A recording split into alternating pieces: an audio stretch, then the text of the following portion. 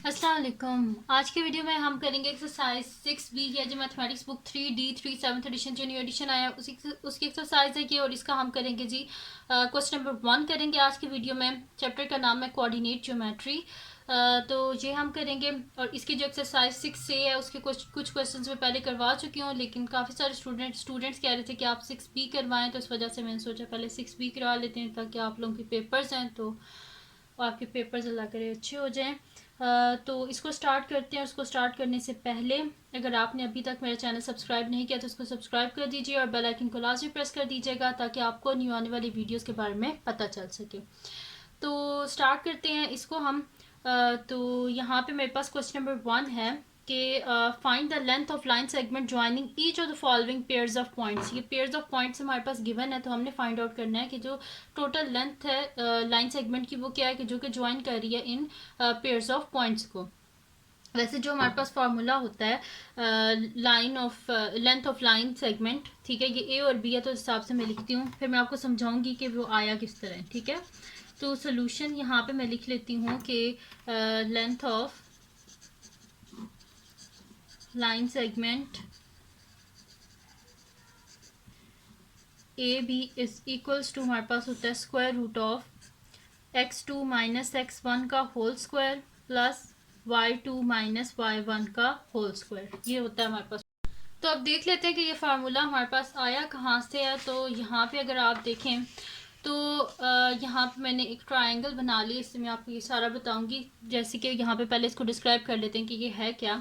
तो consider any 2 points P और Q। हम कोई भी 2 पॉइंट कंसिडर करेंगे, एक हमारे पास P है और एक हमारे पास Q है। ठीक है, 2 पॉइंट कंसिडर कर लिए P और Q, ये किसी भी चीज़ का मतलब कि डिस्टेंस है, ये इनिशियल पॉइंट था, ये इसका फाइनल पॉइंट है। ठीक है, एक को P कंसिडर कर लिया, एक को Q कंसिडर कर लिया। विद कोऑर्डिनेट्स आप किस तरह आए इसके, ये x1 y1 x और यहाँ पे मेरे पास ये किस तरह आया, तो इसको भी हमने देखना है कि ये कोऑर्डिनेट्स मेरे पास यहाँ पे किस तरह आए, तो वो भी मैं आपको बताती हूँ।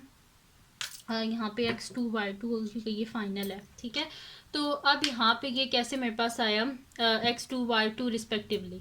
अच्छा आप देखें तो यहाँ पे हमारे पास क्या है, इसका इनिशियल पॉइंट है, यानी कि जो स्टार्टिंग पॉइंट था वो क्या था, x1 था। ठीक है, क्योंकि हम ये जनरल बात कर रहे हैं इस वजह से यहाँ पे कोई वैल्यूज़ नहीं है, जस्ट जनरली हमने इसे लिख दिया, एक नाम दे दिया कि इसका जो स्टार्टिंग पॉइंट था, इनिशियल जो पॉइंट था वो क्या था, x1 था। क्योंकि ये x एक्सिस है तो x एक्सिस में हमने एक पॉइंट ले लिया है, यानी कि हॉरिजेंटली जो इसका डिस्टेंस है ना वो इनिशियल पॉइंट इसका था x1 और फाइनल क्या था x2 था।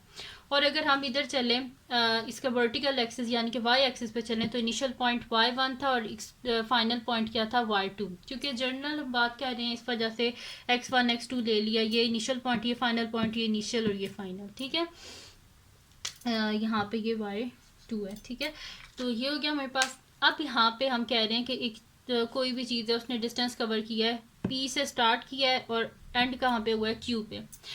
तो यहाँ पे हम अगर कोऑर्डिनेट सिस्टम में लिखें तो हमारे पास किस में होते हैं कोऑर्डिनेट सिस्टम में, यानी कि अगर कोई भी पॉइंट है यहाँ पे, अगर ये कोई पॉइंट है तो यहाँ से देखें ये इसकी x की भी वैल्यू होगी और इसकी y की भी वैल्यू होगी। तो इधर यहाँ पे x की क्या वैल्यू है x1 और y की क्या वैल्यू है y1।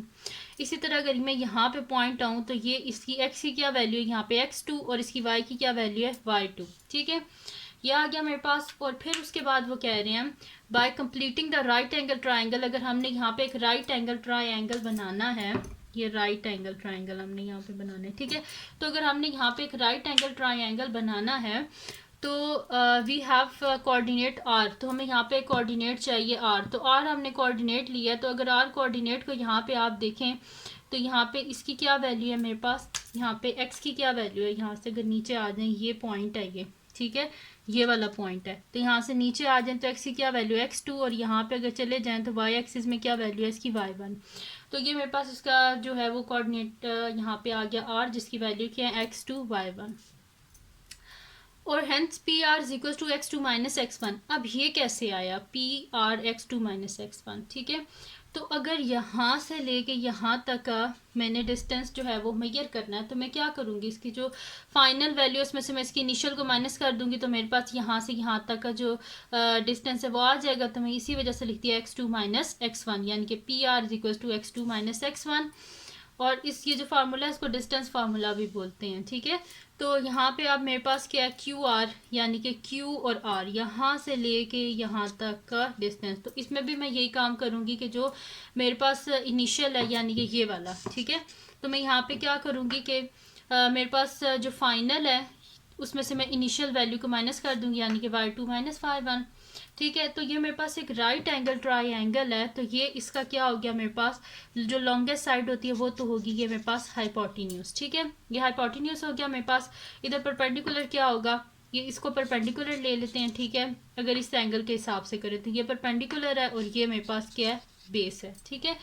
तो अब यहाँ पे by using Pythagoras theorem, Pythagoras theorem क्या होता है, hypotenuse square is equals to perpendicular square plus base square. तो यहाँ पे हाइपोटेन्यूज क्या था मेरे पास, यहाँ पे अगर आप आ जाएं तो ये मेरे पास p है ना, तो p q क्या हो गया मेरे पास, hypotenuse is equal to perpendicular क्या हो गया मेरे पास p r होल स्क्वायर, और बेस क्या हो गया मेरे पास यहाँ से क्यू आर। तो अब यहाँ पे मैंने वैल्यूज लिख ली हैं वही वाली कि पी आर होल स्क्वायर, यानी कि पी आर किसके इक्वल था, ये मैंने लिखा था next to minus X one, तो ये लिख दिया मैंने, प्लस क्यू आर, ये देखिए क्यू और आर यहाँ से लेके यहाँ तक अगर डिस्टेंस फाइंड आउट करना है तो फाइनल में से इनिशियल को माइनस करेंगे, यानी कि y2 माइनस वन का होल स्क्वायर। लेकिन हमें पी क्यू चाहिए ऊपर, ये होल स्क्वायर नहीं चाहिए, तो इसलिए हम क्या यहाँ पे करेंगे कि मैं यहाँ पे बोथ साइड पे ना स्क्वायर रूट ले लूँगी। तो यहाँ पे मेरे पास आ जाएगा P Q whole square, both side पे स्क्वायर रूट ले लेंगे हम। तो ये स्क्वायर और स्क्वायर रूट कैंसिल आउट, यानी कि P Q is equals to square root of x2 minus x1 whole square plus y2 minus y1 का होल स्क्वायर। तो ऐसे आया जी ये फार्मूला हमारे पास, ये वाला, ठीक है। तो ये आ गया मेरे पास, मैंने जर्नल पी क्यू की फॉर्म में किया था, ये ए बी की फॉर्म में, ठीक है जी। तो अब यहाँ पे मेरे पास क्या होगा कि यहाँ पे अब इसको अगर मैं करूँ तो ये इसका इनिशियल पॉइंट है, यानी कि यहाँ पे x1 y1, ये फाइनल है यानी कि x2 y2, ठीक है। जो फर्स्ट गिवन होगा जो भी पॉइंट होगा उसे x1 y1 कर लेना, सेकंड को x2 y2, ठीक है। तो इजीली आप इसको सॉल्व कर लेंगे। तो बस स्टार्ट करते हैं अब। तो मैं यहाँ पे लिख देती हूँ इज इक्वल्स टू, ये मेरे पास हो जाएगा square root of x2 minus x1 है, ठीक है। तो x2 यहाँ पे मेरे पास क्या है, 9 है, तो 9 माइनस x1 क्या है मेरे पास 2 है। उसके बाद प्लस अब यहाँ पे मेरे पास है y2 माइनस y1, तो y2 क्या है यहाँ पे 7 माइनस y1 क्या है 3, ठीक है, और whole square is equals to, यहाँ पे क्या आ जाएगा, 9 में से 2 को माइनस करें 7 का स्क्वायर, प्लस 7 में से 3 को माइनस करें 4 का स्क्वायर। तो 7 का स्क्वायर 49 प्लस 16, तो 49 में 16 को आप ऐड कर लें तो 9 10 5 1 कैरी 4 5 6 65, स्क्वायर रूट ऑफ 65 इसको फाइंड आउट कर लेते हैं हम लोग यहाँ पे कैलकुलेटर से। तो square root of 65 is equals to मेरे पास आ रहा है 8.062227। तो मैं इसे कर लूँगी यहाँ पे 3 सिग्निफिकेंट तक, यानी कि 8.06, और यहाँ पे साथ में लिख देंगे हम यूनिट्स, ठीक है। और आंसर मैंने लिखा है टू 3 सिग्निफिकेंट फिगर्स तक, ठीक है। तो यहाँ पे हो गया जी इसका फर्स्ट पार्ट सॉल्व हो गया। अब चलते हैं इसके नेक्स्ट पार्ट की तरफ जो कि मेरे पास है जी इसका बी पार्ट। तो बी पार्ट को मैं बुक से देख लेती हूँ कि क्या गिवन है बी पार्ट। तो बी पार्ट है जी मेरे पास के बी पार्ट है C3 6 एंड D -5 9। तो सोल्यूशन स्टार्ट करते हैं इसका। तो अब यहाँ पे मेरे पास ये स्टार्टिंग पॉइंट है, इस वजह से यहाँ पे होगा x1 y1 x2 y2, ठीक है। जो फर्स्ट पॉइंट गिवन है उस पर आपने x1 y1 लिख लेना, क्योंकि कोऑर्डिनेट सिस्टम x और y की फॉर्म में है, ये भी x और y की फॉर्म है, तो इसको हम x1 y1 इसको x2 y2। अब मैं यहाँ पे लिखूँगी कि लेंथ ऑफ लाइन सेगमेंट, ठीक है। तो लेंथ ऑफ लाइन सेगमेंट, अभी मेरे पास सी डी है, ठीक है। तो length of line segment C D मेरे पास क्या आ जाएगा, is equals to square root of, यहाँ पे क्या हो जाएगा मेरे पास, क्या था फार्मूला x2 माइनस x1, मैं यहाँ पे बल्कि लिख भी देती हूँ, x2 माइनस यहाँ पे हो जाएगा x1 whole square plus y2 minus y1 का होल स्क्वायर, ठीक है। तो ये मेरे पास हो जाएगा स्क्वायर रूट ऑफ x2 क्या है -5 माइनस x1 क्या है -3 का होल स्क्वायर प्लस y2 क्या है 9 माइनस y1 क्या है 6 का होल स्क्वायर। यानी कि यहाँ पे मेरे पास क्या हो जाएगा -5 -3 -8 का होल स्क्वायर प्लस 9 -6 मेरे पास क्या हो जाएगा यहाँ पे 3 का होल स्क्वायर। तो अगर पावर हमारे पास इवन होना तो माइनस प्लस में चेंज हो जाता है। तो 8 का स्क्वायर क्या होता है 64 प्लस 3 का स्क्वायर 9। तो 64 प्लस 9 को ऐड करें तो क्या हो जाएगा 73। तो स्क्वायर रूट ऑफ 73 हम फाइंड आउट कर लेंगे। और यहाँ पे एक बड़ी लाजमी बात कि ये जो है ना मेरे पास ये इक्वल आया था प्लस माइनस 8.06 के इक्वल आया था, लेकिन डिस्टेंस हमेशा क्या होता है पॉजिटिव होता है, लेंथ हमेशा पॉजिटिव होती है। ठीक है, तो नेगेटिव साइन जो होगा वो क्या होगा निगलेक्ट हो जाएगा। तो इसी वजह से यहाँ पे क्या आया है प्लस जो है ना सिर्फ माइनस साइन जो है उसको हमने निगलेक्ट कर दिया है। तो यहाँ पे मैं लिख भी देती हूँ A B is greater than 0। तो इस वजह से मैंने सिर्फ इसकी क्या ली है पॉजिटिव वैल्यू ली है यहाँ पे। ठीक है, तो प्लस 8.06 मैंने यहाँ पे लिया। और इसी तरह यहाँ पे भी मैं लिखूँगी कि ये मेरे पास क्या आएगा स्क्वायर रूट ऑफ 73 है। स्क्वायर रूट ऑफ 73 मेरे पास आएगा 8.54 है। तो 3 सिग्निफिकेंट फिगर्स तक करें तो 8.54, तो प्लस माइनस 8.54 राउंड ऑफ किया टू 3 सिग्निफिकेंट फिगर्स तक। अब हमारे पास क्या है सी डी जो है वो क्या है ग्रेटर देन 0 है, क्योंकि ये लेंथ है, लेंथ कभी नेगेटिव नहीं होती, इस वजह से मेरे पास आ जाएगा 8.54 यूनिट्स। ठीक है, तो ये आ गया इसका आंसर। ये हो गया बी पार्ट। अब करते हैं इसका नेक्स्ट पार्ट जो कि सी पार्ट है। तो सी पार्ट है जी हमारे पास कि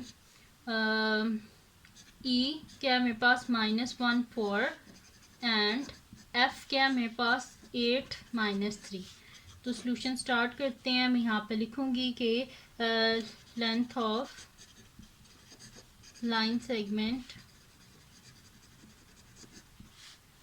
ई एफ इज इक्वल्स टू मेरे पास क्या आ जाएगा x2 माइनस x1 का whole square plus y2 minus y1 का होल स्क्वायर। ठीक है जी, ये आ गया मेरे पास। अब क्या कर लेते हैं यहाँ पे वैल्यूज़ को लिख लेते हैं। तो यहाँ पे ये मेरे पास क्या हो जाएगा, ये मेरे पास है x1 y1 x2 y2। ठीक है जी, तो x2 माइनस x1 यानी कि ये मेरे पास हो जाएगा 8 माइनस x1 क्या है -1 का होल स्क्वायर प्लस y2 क्या है -3 माइनस y1 क्या है 4 का होल स्क्वायर। यानी कि 8 माइनस माइनस प्लस 1 का होल स्क्वायर प्लस -3 और -4 क्या हो जाएगा -7 का होल स्क्वायर। तो 8 प्लस 1 क्या हो जाएगा मेरे पास 9। तो मैं यहाँ पे लिख दूँगी 9 का होल स्क्वायर प्लस 7 का स्क्वायर क्या हो जाएगा 49। तो यहाँ पे 9 का स्क्वायर 81 प्लस 49, इन दोनों को अगर हम ऐड कर लें तो मेरे पास क्या हो जाएगा 9 + 1 10 0 1 कैरी। तो यहाँ पे क्या हो जाएगा 8 9 10 11 12 13। तो ये मेरे पास आ रहा है जी 130। तो स्क्वायर रूट ऑफ 130 जो है इसको हम फाइंड आउट कर लेते हैं। तो square root of 130 is equals to मेरे पास आ रहा है 11.40। हमने 3 सिग्निफिकेंट तक लिखना है तो मैं इसे लिख दूंगी 11.4। तो मैं यहाँ पे लिख दूंगी प्लस माइनस 11.4 यूनिट्स। और मैंने इसे लिया है टू 3 सिग्निफिकेंट फिगर्स तक। लेकिन जो लेंथ है वो हमेशा पॉजिटिव होती है। E F is greater than 0। This implies मेरे पास क्या आ जाएगा 11.4 यूनिट्स। तो ये आ गया मेरे पास इसका आंसर। ठीक है जी, तो यहाँ पे इसका सी पार्ट भी सॉल्व हो गया। अब हम करते हैं इसका नेक्स्ट पार्ट जो कि मेरे पास इसका लास्ट पार्ट है, और वो है जी हमारे पास इसका डी पार्ट। तो डी पार्ट है जी हमारे पास के यहाँ पे इसको लिख लेते हैं। डी पार्ट है जी हमारे पास है -10 2 एंड एच मेरे पास है -4 -7। तो इसका सोल्यूशन स्टार्ट करते हैं। तो यहाँ पे मैं क्या लिख दूँगी कि length of line segment ji H, ठीक है, इज इक्वल्स टू क्या आ जाएगा square root of x2 minus x1 का होल स्क्वायर। ठीक है, दरमियान में प्लस का साइन y2 माइनस y1 का होल स्क्वायर। ठीक है जी, ये हो गया मेरे पास। अब यहाँ पे मेरे पास क्या है कि ये मेरे पास है x1 y1, ये मेरे पास है x2 y2। ठीक है, बस इनको बीच में सब्स्टिट्यूट कर देते हैं। तो मैं यहाँ पे लिख दूंगी कि is equals to square root of x2 क्या है मेरे पास -4 माइनस x1 क्या है -10, ठीक है, होल स्क्वायर, प्लस y2 क्या है मेरे पास -7, y1 क्या है मेरे पास 2 का whole square, is equals to मेरे पास क्या आ जाएगा -4 minus minus plus 10 whole square, plus -7 -2 -9 का होल स्क्वायर। तो ये क्या हो जाएगा 10 माइनस 4 6 का होल स्क्वायर प्लस -9 का होल स्क्वायर। ठीक है जी, ये हो गया मेरे पास। अब क्या होता है हमारे पास 6 का स्क्वायर क्या होता है हमारे पास 36। तो मैं यहाँ पे लिख देती हूँ 36 प्लस स्क्वायर जो अगर हमारे पास पावर जो होती है वो इवन हो तो माइनस साइन प्लस में चेंज हो जाता है। तो 9 का स्क्वायर 81। इन दोनों को ऐड कर लेते हैं 6 + 1 7 8 9 10 11 117। तो स्क्वायर रूट फाइंड आउट कर लेते हैं। स्क्वायर रूट ऑफ 117 तो ये मेरे पास आ रहा है जी 10.8166। हमने 3 सिग्निफिकेंट फिगर्स तक लिखना है तो 10.8 आ जाएगा। तो मैं यहाँ पे लिख देती हूँ +- 10.8 यूनिट्स और राउंड ऑफ किया टू 3 सिग्निफिकेंट फिगर्स तक, लेकिन लेंथ कभी भी नेगेटिव नहीं होती। तो इसी वजह से 10.8 यूनिट्स मेरे पास आ गया इसका आंसर। तो ये थी जी आज की वीडियो जिसमें मैंने आपको करवाया एक्सरसाइज 6B का क्वेश्चन नंबर 1 कंप्लीट सॉल्व करवा दिया है। तो अगर ये वीडियो आपको पसंद आई हो तो उसको लाइक कीजिएगा, हमारे चैनल को सब्सक्राइब कीजिएगा और बेल आइकन को लाजमी प्रेस कर दीजिएगा ताकि आपको न्यू आने वाली वीडियोस के बारे में पता चल सके। और जो मेरा सेकंड चैनल है जिसके बीच में मेरी कुकिंग की, क्राफ्ट की और रिडल्स की वीडियोज़ हैं उसको भी सब्सक्राइब कर दीजिएगा और अपनी दुआओं में लाजमी याद रखिएगा। अल्लाह हाफिज़।